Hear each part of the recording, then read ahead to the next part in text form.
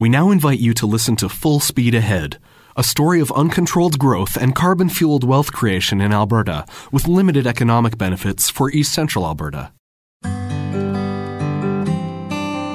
Ruth Carlson guides her rental car out of the Edmonton airport, over the No. 2 highway overpass, and down the no longer familiar road that will eventually lead to her hometown of Tofield and Thanksgiving dinner with her sister's family. She tried to book an electric car or hybrid, common in Vancouver where she now resides, but none were available. She checks her watch, and her disappointment is replaced by anxiety. It's already 5:15 p.m. Her sister warned her the going would be slow, with residential development spreading out over former farmland, marching east out of Leduc, southeast out of Edmonton, and west from Tofield, expanding the embrace of the capital region, turning once independent rural communities into city acreage living. It's almost 3 years since her last visit. Her anxiety, she's well aware, has little to do with the passage of time or with being late for dinner. It has even less to do with the fact that today is her 75th birthday, and she will have to endure being the center of attention and accept heartfelt congratulations. Other congratulations, she knows, will also be forthcoming. It's 10 years since she received her award, along with her 2 colleagues, for saving the planet and the Alberta economy. Back in 2012, renewed demand for energy from the world's growing economies, plus diminishing conventional oil reserves, began driving a massive expansion of oil sands development, production, and profitability. Oil prices continued to climb along with greenhouse gas emissions. In 2015, a surface coal mine occupying over 300 square kilometers just south of the town of Tofield and the village of Riley, along with a gasification facility, became fully operational, primarily to support oil sands production and the new oil sands upgraders in the growing industrial heartland east of Edmonton. Spurred by high demand and skyrocketing prices, construction of a second gasification plant began almost immediately. Several thousand high-paying jobs were created during the construction process. Camrose, and to a lesser extent Tofield, began to expand. Housing construction brought in more jobs, although about half of the workers chose to live in Leduc, Sherwood Park, or Camrose and commute to work. Despite the boom, there were growing concerns, as the planet heated up, of a global boycott of oil sands products and the gathering threat from inexpensive renewable energy technologies, although these were still perceived to be years away. By 2018, the needs of big oil and global-scale agricultural operations, a warming climate, and increasing drought all contributed to increasing regional worries about water quality and fierce competition for East Central Alberta's scarce water resources. That same year, scientists at the University of Alberta announced that they had perfected an inexpensive, effective, and simple new technology to scrub carbon from the air.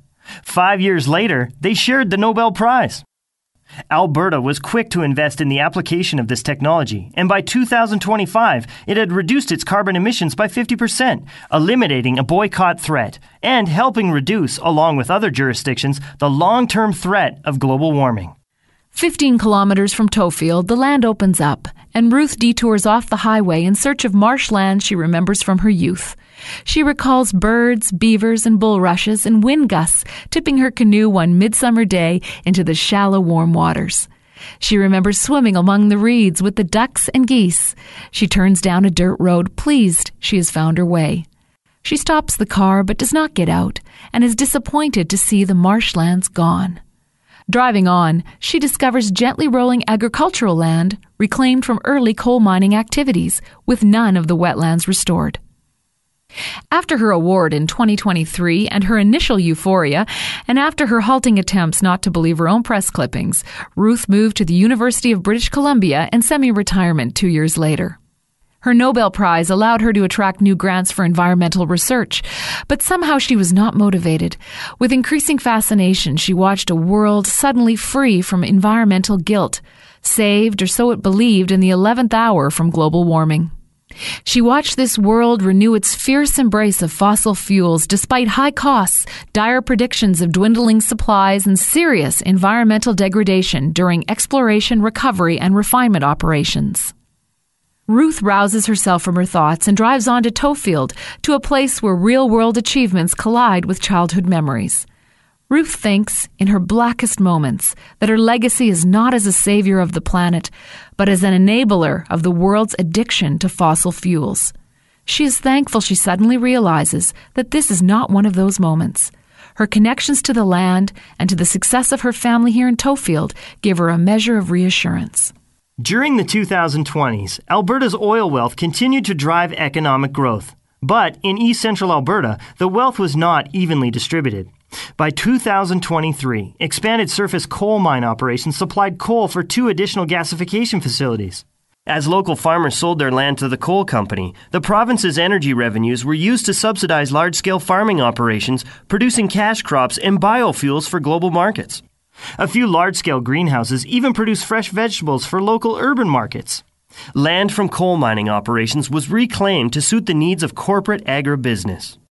Big Oil continued to compete with agriculture for scarce water resources. Dewatering, the removal of groundwater to access mineral resources below, and the increasing use of chemical fertilizers and pesticides put the supply and quality of the region's groundwater under increasing pressure. Water shortages impacted the size of communities and limited economic growth and diversification. The high price of energy proved a hardship for rural communities, dramatically increasing the cost of transportation, heating, food, small-scale agricultural production, and local business operations. Conventional oil and gas production, particularly in Flagstaff County, dried up and was all but gone. By 2025, it was clear that only limited economic advantage had trickled down to local communities. Camrose, Tofield, and Riley were prospering, but much of East Central Alberta continued to depopulate and age, as workers increasingly chose to live in larger centres and commute to their jobs, and as young people moved away in search of a wider range of employment opportunities. The government used its oil and gas revenues to support the region by developing service centres providing educational opportunities and social support services. Healthcare was centred in Camrose and Tofield, with SuperNet-delivered health services extending to more remote rural communities. In 2030, an energy summit of government and industry leaders concluded again that Alberta needed to invest in alternative, renewable sources of energy. And in East Central Alberta, government and business leaders continued to talk about diversifying the regional economy.